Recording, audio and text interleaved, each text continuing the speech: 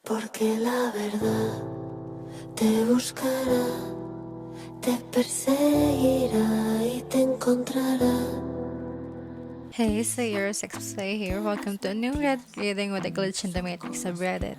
I hope you'll enjoy this one. Oh, and watch me move at valo. Anyway, enjoy! I was someone's glitch in the matrix.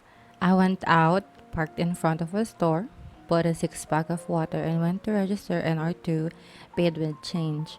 Half an hour later, I remembered I won't be going out anytime soon again, so I decided to buy more water, and everything happened in the exact same order. I parked at the same spot, entered, bought a six-pack, registered 2 is free, same girl working there. I even paid with the same amount of change coins.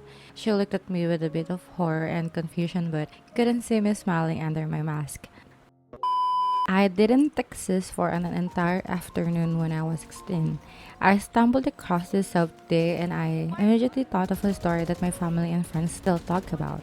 This happened in 2009 when I was 16 years old.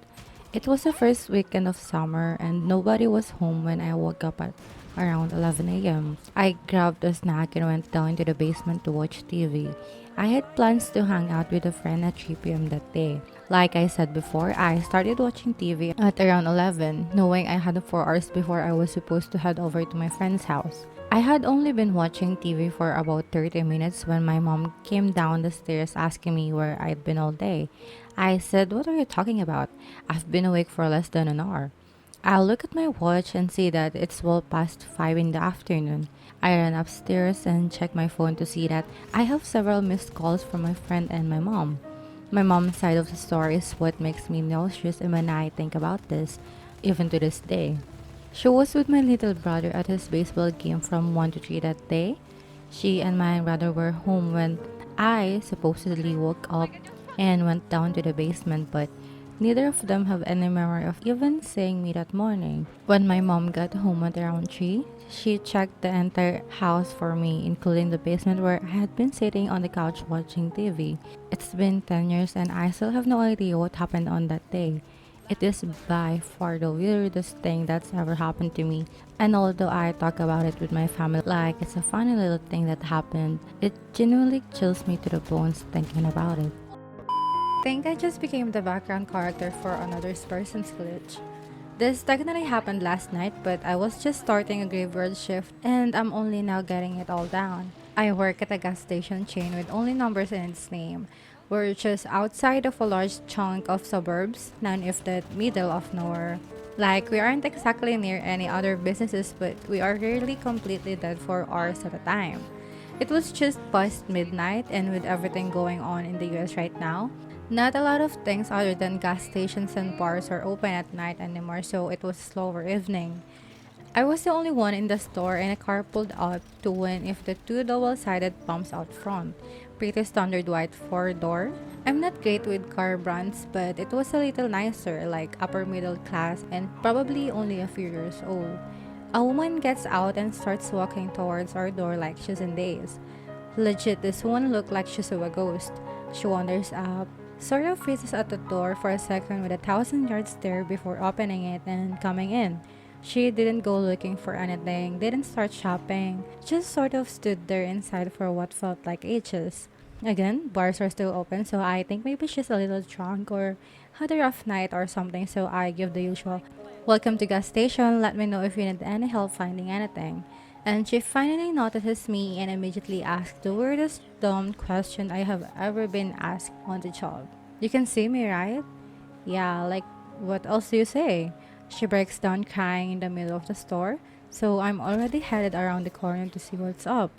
I have my cell phone out in case I need to call the cops or something for her. I get her to sit down on a nearby pallet of soda, and I'm grabbing her a bottle of water, and after she catches her breath a little, she tells me, "I thought I had died."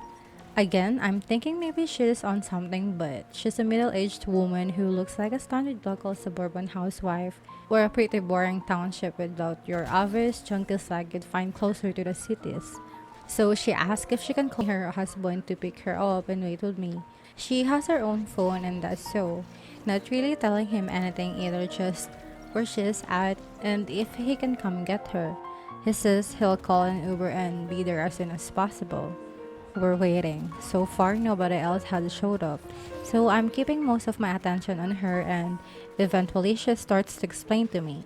I was driving home from dinner with my coworkers, and as I'm driving through nearby intersection, I recognized a truck ran a red light and hit me.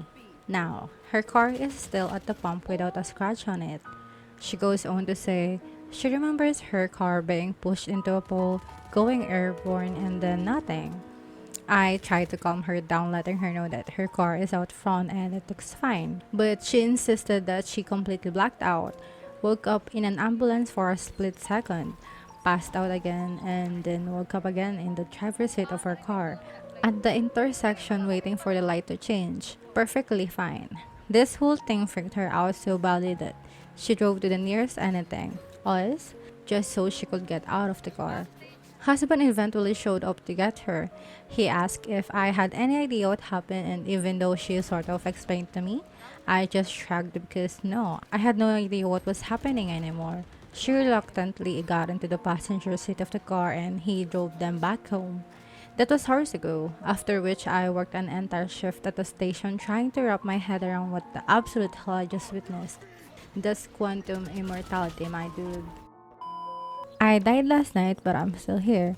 So this actually happened last week. It just took me some time to come to terms with it. I got a phone call from my next door neighbor late in the evening asking if I can help him move a mattress into his upstairs. His mom is ill and has a big heavy sleep number bed. I of course ran over to help because they're great neighbors. I got over there and his friend, who is also a priest, was there to help. I helped them figure out how to separate the mattress from the bed so we could fit it upstairs. We got it all moved up and back in a place where my neighbor asked if I can help them move an armoire upstairs too. I think nothing of it and we pull it out of his travel trailer and start bringing it up front stairs of his house. This is where I died. The front stairs are 11 steps. I was on the lower end of the armoire, about 6 steps up when my neighbor and his friend lose a handle on the armoire and it comes crashing down on me and I fall backwards towards the pavement. I then wake up in my dining room to my phone ringing and my wife asking me if I'm going to answer the phone. It's my neighbor asking me if I can help move a bed upstairs for his mom.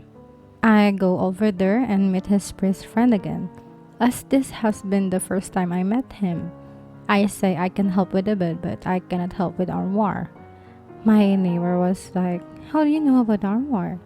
I then proceeded to tell them that I'm pretty sure I just died. I spent the next hour talking with the priest. He had so many questions. My neighbor didn't believe it until I described the upstairs bedroom in perfect detail down to the metal mattress frame on the floor and the intricate headboard leaning against the wall, and I had never been upstairs in their house before. The priest asked me what I saw after I died. I told him I never actually died. Before it happened, I woke up at my dining room table. TLDR. I experienced my death but woke up alive about 20 minutes earlier in my life.